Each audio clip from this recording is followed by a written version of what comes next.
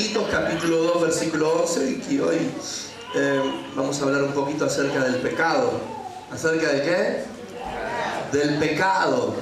Un tema que por ahí no se habla mucho, pero Dios puso en mi corazón el poder hablarlo, y en esta noche yo quisiera hablar un poco acerca del pecado, hablar un poco de cuál es la voluntad de Dios para nuestras vidas, hablar un poco de las consecuencias del pecado y hablar un poco también acerca de cómo podemos vivir una vida libre del pecado, ¿no? Que es la finalidad. ¿Cuántos pueden decir amén?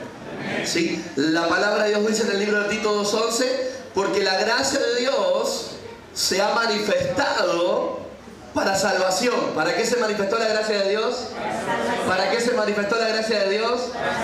Decida el que está a tu lado, Dios quiere salvarte, decirle. Ahora, la palabra salvación que se refiere a la Biblia no es solo a la salvación eterna. Cuando la Biblia dice que Jesús es un salvador, o que es el salvador, no está diciendo solamente de que te da vida eterna y nada más. No, no. Cuando la Biblia dice para salvación, lo que está diciendo es que el Señor quiere salvar cada área de tu vida. Amén. No solo el área espiritual, no. Dios quiere salvar tu matrimonio, Dios quiere salvar tu finanza, Dios quiere salvar tu vida emocional, Dios quiere salvar tu salud. La palabra salvación que se usa acá es una palabra que implica no solo el hecho de que no te pierdas en el infierno, sino de que puedas vivir una vida verdaderamente libre de toda maldición, de toda esclavitud, de toda atadura, de toda opresión. ¿Cuántos pueden dar gloria a Dios por eso? Hemos reducido la salvación solamente al hecho de que Jesús no te quiere en el infierno, nada más. Pero cuando la Biblia dice que se nos ha enviado un Salvador, lo que está diciendo es que el Señor es quien nos salva de todas nuestras aflicciones. ¿Cuántos pueden decir amén? Y dentro de la salvación está la sanidad, la liberación de toda opresión, de toda enfermedad, de toda maldición. Eso es lo que Él vino a traer. Y la Biblia dice que la gracia de Dios se ha manifestado ya. Ya se manifestó. Decirle que está a tu lado, ya vino la salvación. Porque hay personas que viven como que están esperando la salvación, ¿no? Como yo estoy esperando todavía que Dios haga algo en mi vida. Decirle que está a tu lado, ya lo hizo. ¿Cuántos pueden decir amén? Ya lo hizo. Dice que ya se manifestó. Miren, Jesús ya murió en la cruz del Calvario. Ya se cebó las maldiciones. Ya pagó el precio de nuestros pecados. Cargó en su cuerpo todo aquello que nos era contrario. Ya está hecho. Lo que pasa ahora es que usted y yo tenemos que tomarlo, recibirlo, aceptarlo, hacerlo nuestro. Pero definitivamente lo que había que hacer ya se hizo. Ya lo hizo Jesús. Y dice que en la cruz del Calvario Él clavó. Dice la Biblia que Él, dice que no solo clavó, sino deshizo el acta que nos era contraria. ¿Eso qué significa? Que usted y yo éramos culpables, estábamos condenados, no teníamos salida. Era muy claro. ¿Cuántos de los que están acá tenían un prontuario largo? Mano levantada. Un prontuario, ok, son todos santulones ahora, nadie pecó acá. Todos nacieron y de ahí nunca hicieron nada.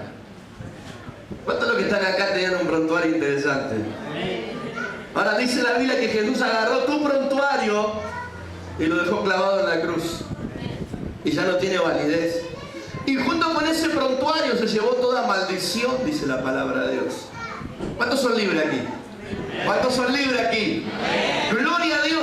Pero dice la palabra que la gracia de Dios se ha manifestado para salvación a todos los hombres. ¿A cuántos hombres? A todos. Decirle que todo el sacrificio de Cristo es para todos. ¿Cuántos saben que es para todos? Para el drogadicto, para la prostituta, el homosexual, para aquel que erró toda su vida. El sacrificio de Cristo es para todos. Pero miren lo que dice: la gracia de Dios se ha manifestado para salvación a todos los hombres, enseñándonos que renunciando a la impiedad y a los deseos mundanos, vivamos en este siglo sobria, justa y piadosamente. Así como Él se sacrificó en la cruz del Calvario, también nos dejó un ejemplo ejemplo y una enseñanza de cómo debemos vivir. ¿Y sabe cómo debemos vivir? Sobria, justa y piadosamente. Mirar al que está a tu lado y decirle: ¿cómo andás de la sobriedad últimamente? Decirle. ¿Ah? Justa y piadosamente, dice la palabra. ¿Qué significa esto? Primero, que no es la voluntad de Dios que pequemos. ¿Qué no es la voluntad de Dios? Miren lo que dice Romanos 6:1. Dice: ¿qué pues diremos? ¿Perseveraremos en el pecado para que la gracia abunde? ¿No fue suficiente el precio que se pagó por nuestros pecados para seguir pecando más todavía? ¿Cuántos vieron la crucifixión de Cristo? ¿Cuántos vieron la pasión de Cristo? Yo cada vez que la veo no puedo parar de llorar. Yo me sigue quebrando porque veo el precio que pagó Jesús. Veo ¿cuántos saben de que nos amó hasta el final? Yo no sé usted, pero créanme, yo no sé si a la mitad yo creo que sí. Mejor, no es que no sé, yo sé que a la mitad del camino me bajo. Porque el sacrificio que hizo Cristo realmente fue grande. Dejarse escupir, azotar, clavar en una cruz, maldecir. Miren, el precio, dio la vida por nosotros. Ahora, Él espera que en respuesta a ese increíble amor que Él tuvo por nosotros nos esforcemos cada día por vivir una vida agradable ante sus ojos. ¿Cuántos pueden decir amén? ¿Cuántos creen que se merece el Señor que día a día nos esforcemos en agradarle más y más? ¿Cuántos creen de que ese amor tan grande que tuvo el Señor por nosotros merece ser correspondido viviendo una vida digna de su nombre? ¿Cuántos pueden dar gloria a Dios por eso? Entonces Él no solamente murió, sino que nos dejó una enseñanza de cómo vivir. ¿Y cuántos saben de que la Biblia dice que Jesús fue tentado en todo pero sin pecado? Fue tentado en todo. Decirle que está a tu lado: Él sabe lo que estás pasando. Decirle: Él sabe de esa tentación que tenés, de muchas veces tirar todo por la borda, de hundirte en la vieja vida. Él sabe eso, porque Él también fue tentado. Dice que fue tentado en todo. En todo. Como ser humano, Él atravesó las más duras luchas que usted y yo podemos atravesar. ¿Cuántos pueden decir amén a eso? Él sabe lo que es tener hambre, sabe lo que es tener sed, sabe lo que es ser traicionado. Él fue traicionado por uno de sus amigos. Sabe lo que es la soledad, sabe lo que es la oposición. Dice que los fariseos, los romanos buscaban la manera de matarlo. Él sabe lo que es el dolor. Fue azotado, tomó vinagre. Él sabe lo que estás pasando. Por eso Él puede entenderte. Pero dice la palabra de Dios que Él sufrió todas esas cosas y fue probado en todas esas cosas, pero sin pecado. ¿Cuántos pueden decir amén?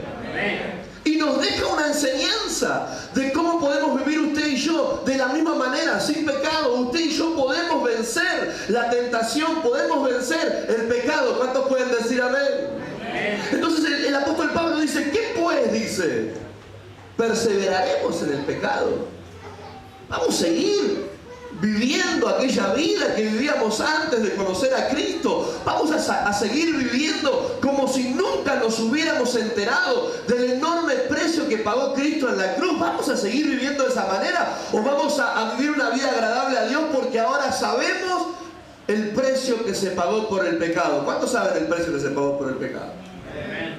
Entonces hoy yo quiero decirte de parte de Dios que la gracia de Dios se manifestó. Que Jesús vino a esta tierra no solo a morir por nuestros pecados, sino que también vino a dejarnos un camino a seguir. ¿Cuántos pueden decir amén? Vino a dejarnos una enseñanza de vida. Vino a mostrarnos que sí se puede vivir una vida sin pecado. Eso no quiere decir que no haya tropiezos, que no haya caída. Yo hablo del pecado habitual y deliberado. Yo hablo de ese pecado que cuando usted sabe una y otra vez que lo que está haciendo no es agradable a los ojos del Señor y sigue una y otra vez en esa misma condición. Ahí estamos crucificando, dice la palabra de Dios, a Cristo nuevamente para nosotros. Eso estamos haciendo. Y Jesús nos muestra un camino diferente. Ahora, permítame hablarle acerca de algunas consecuencias que produce el pecado en nuestras vidas. Mi intención es esta noche que podamos ver con seriedad el impacto y cuando hablamos de pecado hablamos de la desobediencia, hablamos de transgredir lo que está establecido por Dios, hablamos de poner a Dios en el segundo lugar. Eso es pecado. La Biblia dice: el que sabe hacer lo bueno y no lo hace, peca.